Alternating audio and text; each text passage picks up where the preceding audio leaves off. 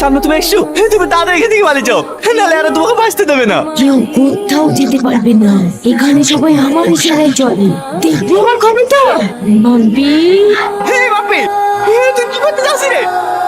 হে বাপি, না না না না। থাম, যা তোরা।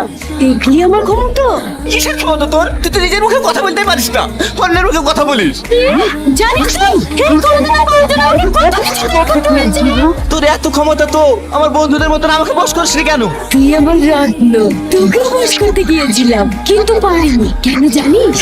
কারণ তুই অমাবস্যার রাতে জন্মগ্রহণ করেছিস। তুই সেই যুবক যার জন্য আমি এতদিন ধরে অপেক্ষায় আছি। তোকে বলে দিয়ে আমি অমরত্ব লাভ করবো। আমি তোদের কাউকে বাঁচাতে পারলাম না, আমাদের খবর দিদি কাল চন্ডল সবাইকে মেরে দিবে। তুমি কেঁদো না, কাল চন্ডল কাউকে শেষ করতে পারবে না।